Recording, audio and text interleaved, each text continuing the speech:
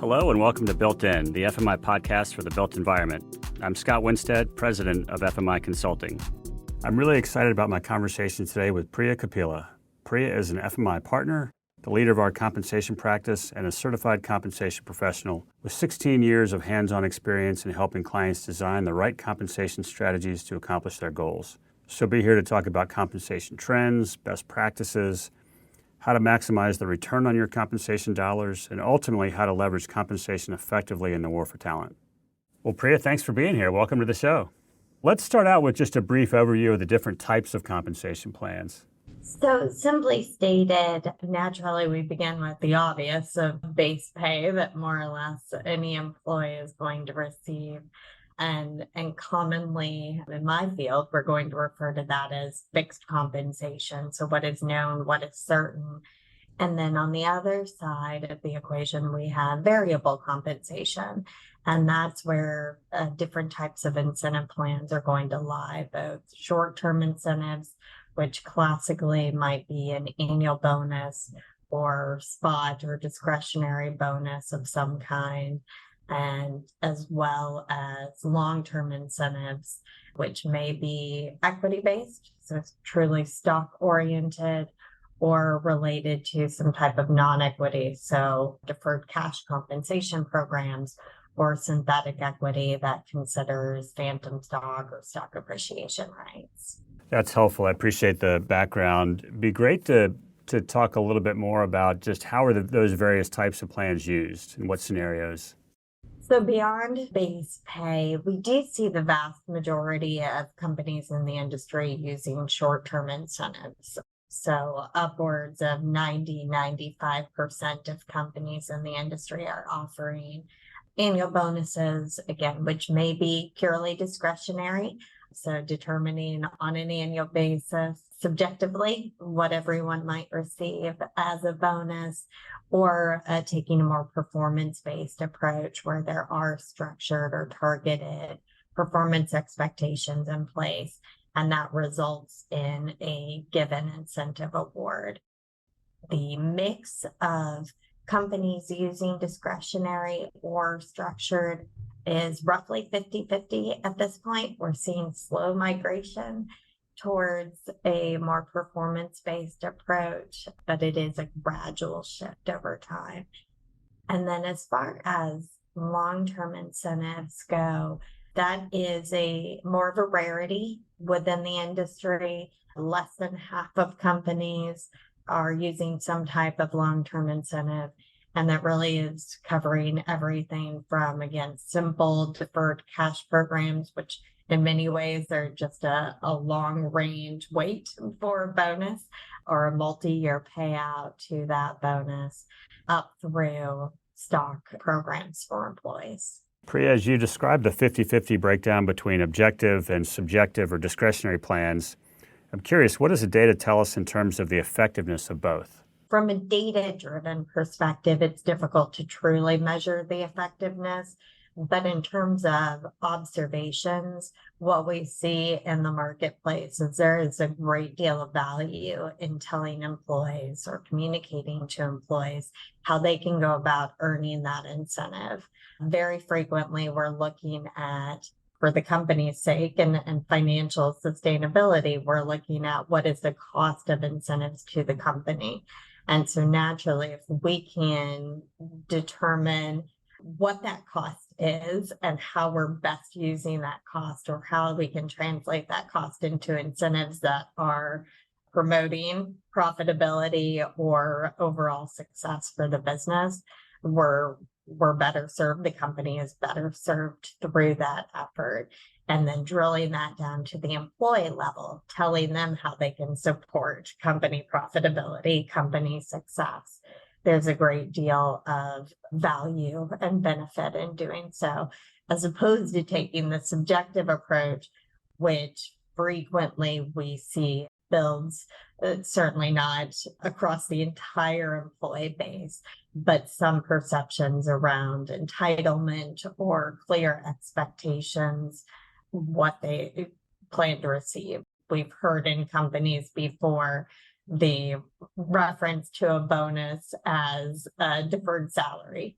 So basically that it is a certain known quantity and it's just being held back from them, or that it's the 13th month of their pay that they're waiting to receive on the back end, as opposed to something that they're actually that employees are actually working towards. So, Priya, you manage our proprietary compensation survey business, which includes, by last account, approximately 200 company participants and about 60,000 different employee participants. I'm curious, what's the data telling us with respect to compensation trends? Where are things headed likely in 2024? It's a good question, Scott. And as you can imagine, at this point in the year, that's top of mind for many companies. Something we're seeing as we look ahead at where the industry is going overall and where the current outlook is as we head into 24 is what salary increases or employee raises might look like early in the year. And so our current average projection is right at 4%. That is lower than what we've seen in 2022 as well as 2023. Still remains above where we've been for roughly the decade leading up to 2022, but is notable that in many cases we're seeing some slightly more cautious reflection from companies across the industry. Sort of building on that, I'm curious, in your experience, how do organizations determine the right incentive compensation structure for their employees or for their teams? Considering objectives first is always critical. Frankly, thinking about the why when it comes to why incentives are paid or how they're paid, and ensuring that what the end goal is for the business is reflected in performance considerations or payout schedules and structures for incentives, so that there is alignment there. Communication is key as well. It's not uncommon for me to suggest that the communication of a given incentive program matters almost as much as the amount of the awards themselves, that employees have that clear understanding of what the behaviors, or often more importantly, what the outcomes are that might drive how they earn an incentive award. I love that answer. As soon as you said the outcomes, the first thing that popped in my mind was Charlie Munger is famous for saying, show me the incentive and I'll show you the outcome. So humans tend to behave and tend to be oriented towards, achieving some form of an incentive. Starting with the why first, starting with what you're solving for first, it's a great way to reverse engineer what the comp plan should look like. And yeah, naturally in my role, I would love to say that compensation is everything. That is certainly not the case, but it can be a clear motivator and clear reinforcer of other desired behaviors and outcomes. Well, just to kind of build more on your thread about the communication plan is as important, if not more important than the plan itself. Can you say more about that? So very often it goes back to that comparison of discretionary versus performance-based programs, where if it's a discretionary plan, there's very little communicated. And worst case scenario, there's just an extra amount showing up as direct deposit for an employee.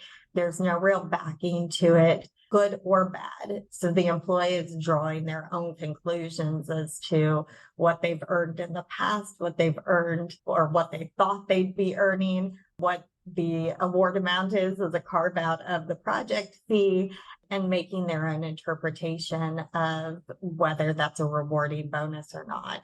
By contrast, when company leaders really are communicating what the performance expectation is at the beginning of a year, allowing employees to work toward that performance expectation with key milestones or touch points along the way to course correct or to encourage over time, and then seeing that award on the back end at the end of the year when results are known can be that more realistic prompt of how an employee goes about truly earning an incentive as opposed to just receiving one. It shifts the role of simply being the recipient of what is by and large a gift from the company to employees acting as active contributors. Very, very helpful. Just to kind of build on that, if we think just specifically about short-term incentive comp plans or STIPs, as companies are in the design phase and figuring out what is it that we're solving for, how would you counsel leadership teams in taking that first step? What questions really need to be answered in your mind to design the right plan? There's multiple factors to think about that should play directly into the formalization of the short-term incentive plan. Those include first objectives, of course, but then beyond that, eligibility. So who are those key roles or employees that need to be in the program? For many companies, for short-term incentives, that may be all employees. For other companies, given the goals in place, given the financial outlook in place, a more restricted view may be needed. And then moving from that eligible pool of employees to performance measures is a key next step in identifying what are the company performance expectations, what are the individual performance expectations, and then if and when appropriate, are there division, department, or team performance measures to include as well? And how does that blend of performance measures then weight together to produce an overall program consisting of those various performance metrics and factors? How about as far as LTIPs go, so long-term incentive plans? How would you go about helping firms figure out what are the right questions to answer on the front end in that regard? Yeah, generally we see three primary reasons that long-term incentives plans may be used. The first is simply for retention, and in today's environment, that tends to be the primary objective for a long-term incentive program, in that we are just identifying those key employees or key positions that are essentially mission critical. So how can we produce a plan that encourages a monetary means for employees to stay with the firm? The second is to build out an ownership mindset. And in many ways, this is the legacy or historical establishment of long-term incentives. That the idea was that while equity may not be on the table, there is an award we can offer that has the look and feel of equity so that employees can participate in a way that gives the feeling of ownership. In the meantime, owners aren't giving up any voting rights or a stake in the company. That's relatively common in the industry as well, where we do see many very closely held businesses where equity may not be something that can be offered to key employees, but there is an alternative through synthetic equity or even some cash-based plan structured in a certain way. And then the final and third reason long-term incentive plans might be used is to truly transfer equity, where rather than awarding cash-based or cash-settled award grants, where rather than awarding cash-based awards, we are actually granting stock, which may be subject to vesting or various restrictions, but put in motion that process of transferring stock from one group of owners to a new group. That's helpful. I'm curious, as you mentioned, just the retention aspect of LTIPs. What have you seen with regard to the prominence of LTIPs over the last, say, 3 to 5 years? As use a cliche, the war for talent has really heated up. We have seen growth. It's been gradual. At the beginning of that period, I'd say roughly a third or so of companies were using some type of long-term incentive program. Our latest data suggests that just shy of 50% at this point. And a key trend we've seen too during that same time frame is long-term incentives being pushed deeper into the organization. So historically, we saw long-term incentives largely held at just the C-suite level or C-suite and one tier below. These days, we may well see project managers or superintendents, certainly not all of them, but that level of role having the opportunity to earn a long-term incentive award. Curious what you've seen, whether it's empirical or anecdotal data. How effective are S-tips at retaining employees? And then same question for L-tips. What's showing up in the data? With short-term incentives, I think that the classic reference is the concern that we always see some turnover happen as soon as the award is made. So whether it's January 1, we see a small exodus or small contingency leave after they've received their incentive, or for those companies that are awarding incentives in March, we see that exodus in April. So there's something to think about there as far as any real residual value. We do see some companies divide their bonus structure, so pay out some portion of the award early in the year or at the end of the performance year, and then wait until later in the summer or early fall of the following performance year to pay out the remainder. I'll admit I don't know that that's all that effective. And if we're being honest with ourselves, we don't want someone simply staying for the money. But it is something to think about. And even for those companies that are waiting until March 15th or out at or about March 15th to be paying out that short-term incentive, if there's a communication around performance expectations, we're nearly at the end of first quarter at that point. So if we have a clearly defined plan, the goal would be that the employee is already vested in that next performance year by the time the bonus is being paid. And that may have some retention impact. When it comes to long-term incentives, the structure of the award itself so often plays into how effective they are in retaining employees. We have to think about what the amount is, what the vesting period is, what the performance expectations are, and if the company is performing as intended, and what the long-term impact of that looks like, both for the company as well as the employee in question. Just switching gears to a degree, I'm curious, just from your experience, what are some common mistakes you see companies make fairly frequently when designing compensation plans? So often we see a bit of a pendulum swing when it comes to the simplicity or complexity of incentive plans. So as I've mentioned, we see discretionary programs. They remain quite popular in the marketplace. And there may well be that realization that more structure is needed or the incorporation of performance measures would be effective.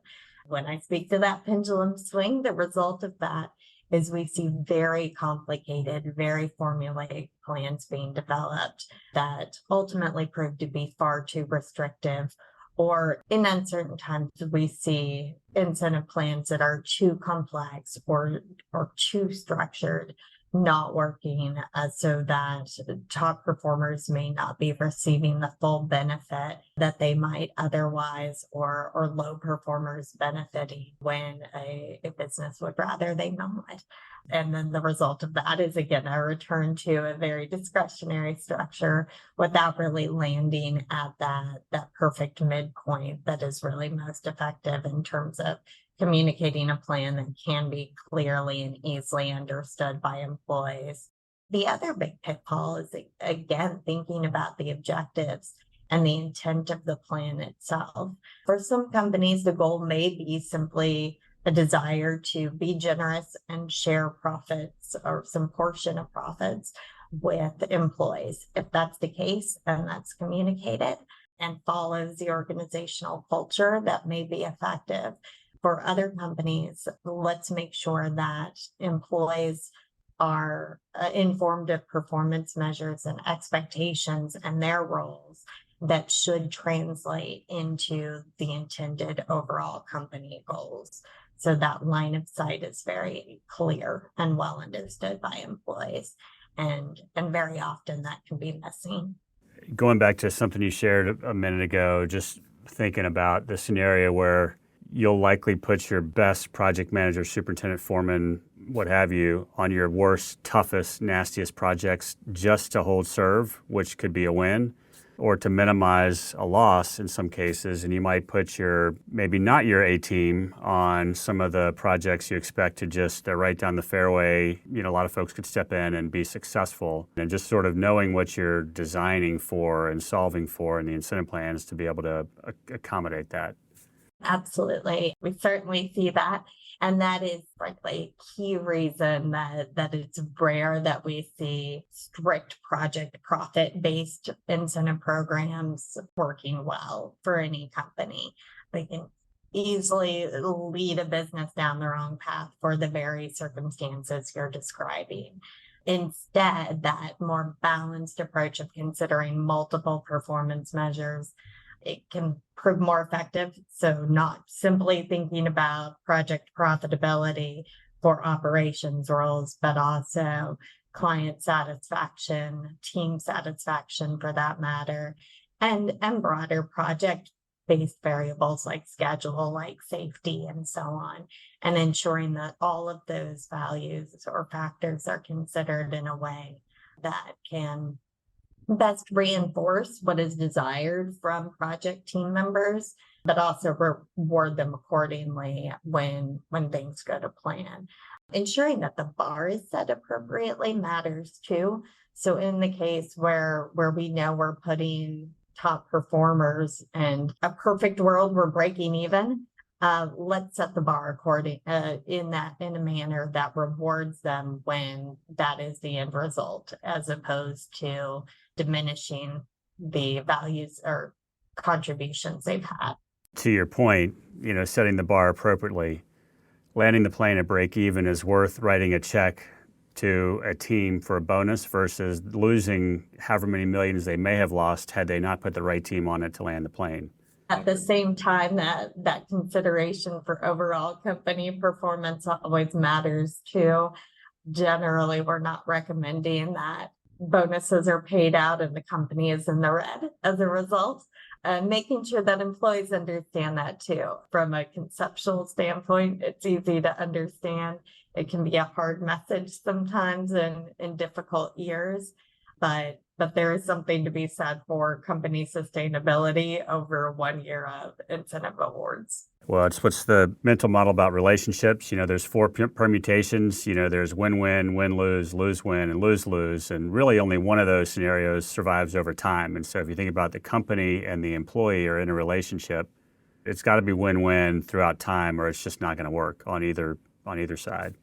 So we've touched on this in a couple of different areas, but just to put a finer point on it, given the war for talent and what we've seen in the talent marketplace and the arms race around compensation over the last couple of years, what would be your advice to companies and to leaders in terms of adapting their incentive comp plans to remain competitive and to stay in front as it relates to attracting and keeping talent?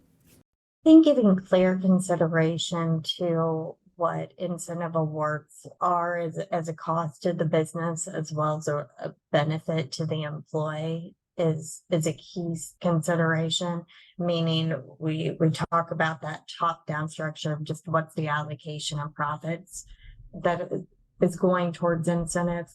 At the same time, we need to couple that or reconcile that with what is market competitive for every employee or every incentive eligible employee based on their role.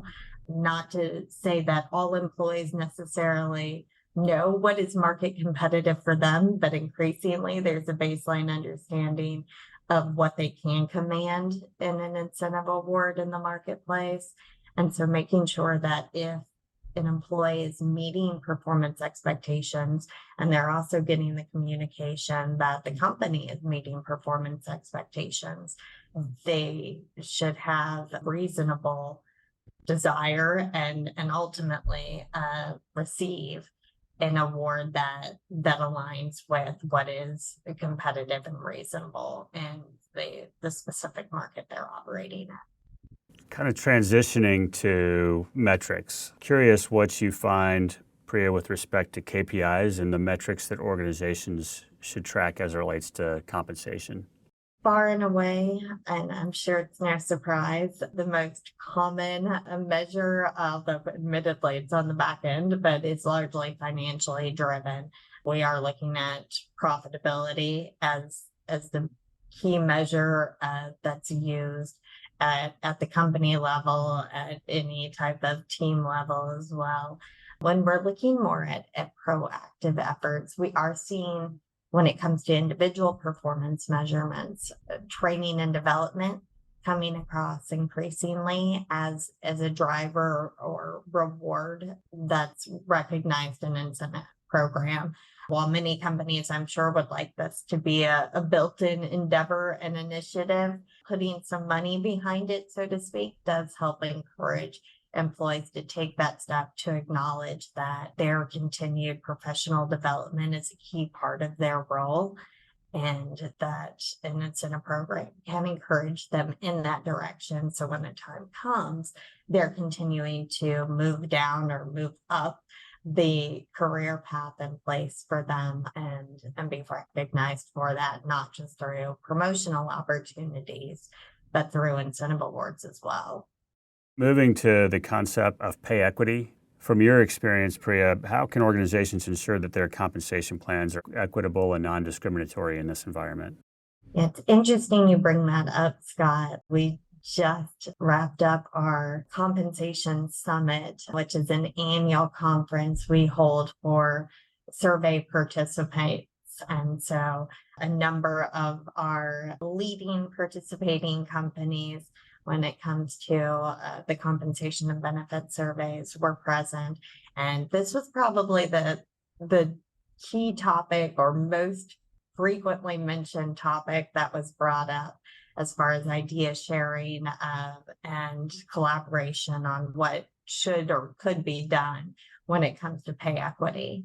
And I'll say closely related to this is the transparency regulations that we're seeing with increasing frequency. And so ways to mitigate or safeguard against the possibility of not being equitable are really done first through that confirmation of what is market competitive for all roles. In addition, evaluating roles internally truly matters.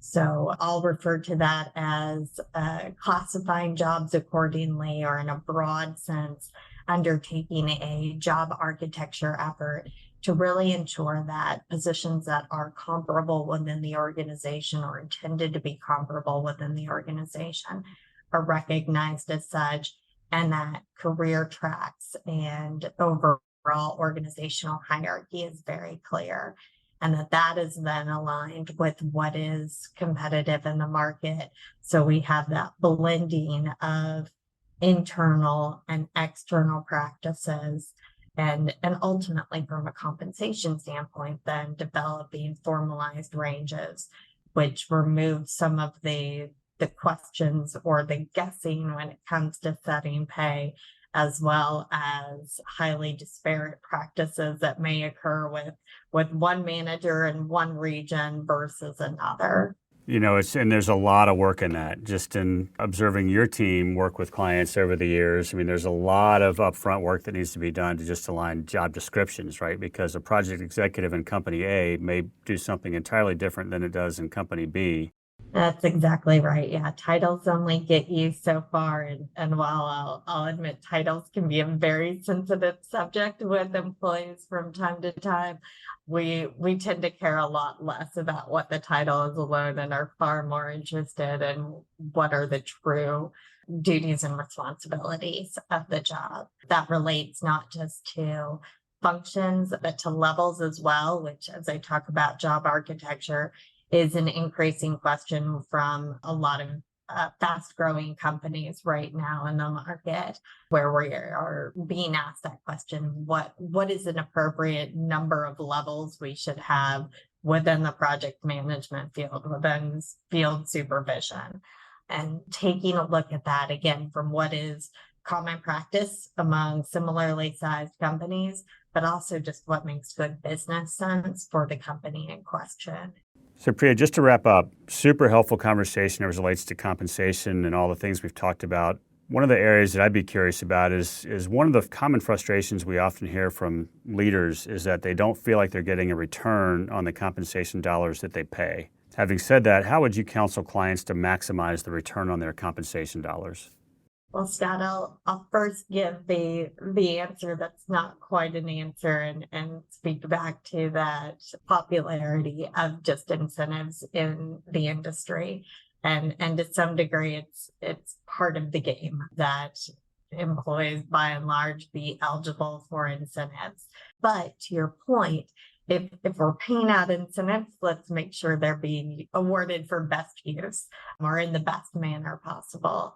And that's where, again, I'll point to setting clear performance measures and making sure those are, quote unquote, the right performance measures, and that is set beginning with the overall company objectives and how those are communicated out. I'll sideline for a moment and say most companies are not necessarily communicating their quantitative financial expectations when it comes to performance goals. So it's not the actual dollar number that's reported out to all employees. We get a lot of questions around that. And the reality is when it comes to an incentive plan, for most employees, it really doesn't matter what the dollars are. They want to know what's in it for them. If they're putting a lot of effort forth, what can they expect as an award on the back end? And so frequently we'll advise that percent of goal or percent of that performance expectation and target be communicated as opposed to strictly a dollars driven approach. And so once we have that company performance goal or measures in place, we then move downstream to say, what are the individual components of the incentive program and what expectations do we have for each individual, which can be complicated and quite the endeavor in and of itself for businesses, but is truly that way of building a motivating and engaging incentive plan where you now have clear direction for employees as to how they can go about truly earning their incentive. And ideally, of course, those expectations and goals at the employee level are rolling up into overall company performance. That's great. Well, that's probably a good place to end it. Priya, thank you so much. As always, great to see you. Thanks for your input and your expertise. Thanks, Scott. It was great to speak with you. All right, take care. Thank you. Please remember to like or subscribe to the podcast to make sure you don't miss another episode.